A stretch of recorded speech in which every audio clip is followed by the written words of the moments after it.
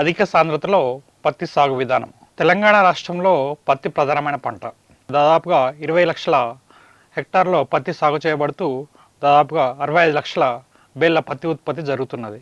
ఒక ఎకరానికి సరాసరి ఉత్పాదక చూసినట్లయితే మనకు 596 కేజీ పర్ హెక్టారు మన దూది ఉత్పాదకత అనేది రావడం జరుగుతూ ఉంది. పత్తిలో ప్రధాన సమస్య కనుక తీసుకున్నట్లయితే మనకు ఈ యొక్క పత్తి యొక్క దిగుబడులు అనేవి చాలా తక్కువగా, ముఖ్యంగా 5 నుంచి 6 క్వింటాల వరకు మాత్రమే రావడం జరుగుతుంది. గత 5 సంవత్సరాల నుండి గులాబీ రంగు పురుగు సమస్య కూడా చాలా ఎక్కువగా గమనించడం జరుగుతుంది. అది కాకుండా పత్తి తీయడంలో కూలీల కొరత కూడా చాలా ఎక్కువగా ఉంది. మరియు సాగు వ్యయంలో ఎక్కువ భాగము ఈ పత్తి తీయడానికి మాత్రం ఎక్కువగా అవుతుంది. అయితే ఈ సమస్యలన్నింటినీ అధిగమించడానికి మనం పత్తి పంటలో నూతన విధానము, పత్తి సాగులో అధిక సాంద్రతలో పత్తి సాగు విధానం. ఈ అధిక సాంద్రతలో పత్తి సాగు విధానంలో మనకు చాలా వరకు లాభాలు ఉన్నాయి. మనకు ముఖ్యంగా దిగుబడి ఎక్కువగా రావడానికి, మరియు ఈ గులాబీ రంగు పురుగు సమస్య నుంచి మన పత్తి పంటను కాపాడుకోవడానికి, మరియు ఈ కూలీల కోత నివారించి మన యంత్రం సాయంతో పత్తిని ఒకేసారి తీయడానికి ఈ అధిక సాంద్రత పద్ధతిలో పత్తి సాగు అనేది మనకు తోడ్పడుతుంది. అధిక సాంద్రత పద్ధతిలో పత్తి సాగు చేయడానికి కనుక మనం చూసుకున్నట్లయితే ఈ వంగడాలకు కావాల్సిన లక్షణాలు చూసినట్లయితే ముఖ్యంగా ఈ అధిక సాంద్రత పద్ధతిలో సాగు చేసే వంగడాలు అనేవి గుబురుగా పెరగకూడదు. మరియు ఇవి 100 నుంచి 120 సెంటీమీటర్ల ఎత్తు మాత్రమే ఉండాలి. ఒక చెట్టుకు మనకేంటంటే 10 నుంచి 15 కాయలు వస్తూ కాయ బరువు అనేది 4 నుంచి 5 గ్రాములు ఉండాలి. అదేవిధంగా ఇవి పంటకాలము 150 నుంచి 160 రోజుల్లో పంటకాలం పూర్తి చేసుకోవాలి. చీడపీడలను సమర్థవంతంగా తట్టుకోగలిగి ఉండాలి. మరి ఈ యంత్రంతో కోయడానికి ఈ యొక్క వంగడాలు అనేవి అనువుగా ఉండాలి. ఈ లక్షణాలు ఉన్నటువంటి రకాలను మనము ఈ అధిక సాంద్రత పద్ధతిలో సాగు చేయడానికి ఎన్నుకోవాలి. ముఖ్యంగా చూసినట్లయితే మన తెలంగాణ రాష్ట్రంలో ఈ అధిక సాంద్రత పద్ధతిలో పత్తి సాగు కోసము మనము ఎర్ర నేలల్లో మనం సిఫార్సు చేయడం జరుగుతుంది. ఈ యొక్క సాగు చేయడానికి మనకు విత్తన మోతాదు కనుక చూసుకున్నట్లయితే ఒక ఎకరానికి 2.5 కిలోల విత్తనం అవసరం అవుతుంది. అంటే దాదాపుగా మనకు 5 ప్యాకెట్ల విత్తనము అవసరం అవుతుంది. అధిక సాంద్రత పద్ధతి పత్తి సాగులో పత్తి విత్తనానికి మనుషుల ద్వారా కానీ లేదా న్యూమాటిక్ ప్లాంటర్ సాయంతో కానీ మనం విత్తుకోవచ్చు. న్యూమాటిక్ ప్లాంటర్ సాయంతో మనము పత్తి విత్తినప్పుడు ఒక అర్ధ గంట వ్యవధిలో ఒక ఎకరాన్ని మనం విత్తుకోవచ్చు.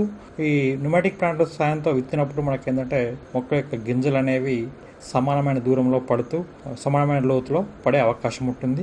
కాబట్టి ఎక్కడ వీలైతే అక్కడ మనకు అధిక సాంద్రత పద్ధతి సాగులో న్యూమాటిక్ ప్లాంటర్ సాయంతో విత్తుకోవాలి. ఆ ప్లాంటర్ లేని పక్షంలో మనం మనుషుల ద్వారా ఈ యొక్క పత్తిని విత్తుకోవాలి. అయితే మామూలు పద్ధతి కంటే అధిక సాంద్రతలో సాగు చేసినప్పుడు మనము వరుసల మధ్య దూరము 80 సెంటీమీటర్లు మరియు మొక్కల మధ్య దూరము 20 సెంటీమీటర్లు ఉండే విధంగా వేసుకోవాలి. ఈ విధంగా వేసుకున్నప్పుడు మనకు ఒక ఎకరానికి 25,000 మొక్కలు మనకు రావడం జరుగుతుంది. ఈ విధంగా 25,000 మొక్కలు వచ్చినట్లయితే మనకు ఒక కాయ బరువు మనం 4 గ్రాములు చూసుకున్నట్లయితే 10 కాయలు వచ్చినట్లయితే 10 క్వింటాల దిగుబడి, ఒకవేళ 15 కాయలు వచ్చినట్లయితే 15 క్వింటాల దిగుబడి. ఈ విధంగా మనకు 12 నుంచి 15 కాయలు వచ్చినట్లయితే మనకు దాదాపుగా ఒక ఎకరానికి 12 నుంచి 15 క్వింటాల దిగుబడి వచ్చేటువంటి అవకాశం ఉంటుంది. ఈ విధంగా మనం వేసుకోవాల్సి ఉంటుంది. అదేవిధంగా దీనిలో యజమాన్య పద్ధతులు కనుక తీసుకున్నట్లయితే అధిక సాంద్రత పద్ధతి సాగులో కలుపు నివారణ కానీ, లేకుంటే ఎరువుల యాజమాన్యం కానీ, లేకుంటే చీడపీడల యాజమాన్యం కానీ మామూలు పత్తిని ఏ విధంగా చేస్తామో ఆ విధంగానే దీనిలో చేసుకోవాల్సి ఉంటుంది. అయితే ఇక్కడ మొక్కల సంఖ్య అనేది ఒక ఎకరానికి గణనీయంగా మనం పెంచడం జరుగుతుంది. మామూలు పద్ధతిలో మనకు 14,000 మొక్కలు వస్తే ఇక్కడ మనకు ఒక ఎకరానికి 25,000 మొక్కలు రావడం జరుగుతుంది. కాబట్టి దీనిలో మన మొక్కల యొక్క శాఖీయ పెరుగుదలను నియంత్రించడానికి మనము పంట వేసిన తర్వాత 45 రోజులకు ఒకసారి, తర్వాత 65 నుంచి 70 రోజులకు ఒకసారి మనము మెపిక్వాట్ క్లోరైడ్ అయినటువంటి మందును పిచికారీ చేయాల్సి ఉంటుంది. ఈ మందు పిచికారీ చేయడం వల్ల మనకు మొక్క యొక్క శాఖీయ పెరుగుదల నియంత్రించబడి మన కాయల యొక్క బరువు పెరిగి మనకు పంట తొందరగా పరిపక్వత రావడానికి అవకాశం ఉంటుంది. అయితే ఎక్కడైతే సాధారణ పెరుగుదల ఉంటుందో ఆ ప్రాంతాల్లో ఈ యొక్క మెపిక్వాట్ క్లోరైడ్ను పిచికారీ చేసుకోవాల్సి ఉంటుంది. కొన్ని ప్రాంతాల్లో బెట్ట వచ్చి శాఖీయ పెరుగుదల మనకు అనుకున్న విధంగా లేనట్లయితే ఈ మెపిక్వాట్ క్లోరైడ్ను పిచికారీ చేయకూడదు.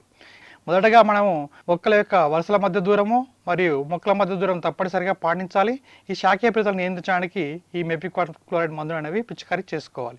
ఈ విధంగా చేసుకున్న తర్వాత మనకు ఒక చెట్టుకు 12 నుంచి 15 కాయల వరకు పరిపక్వతకు వచ్చినప్పుడు మనం ఎక్కడైతే యంత్రంతో పత్తిని తీయడానికి నిర్ణయించుకున్నామో అక్కడ మొక్క యొక్క ఆకులు రాలే విధంగా పిచికారీ చేయడం వల్ల మనకు వారం నుంచి 10 రోజుల వ్యవధిలో ఈ ఆకులన్నీ కూడా రాలిపోవడం జరుగుతుంది.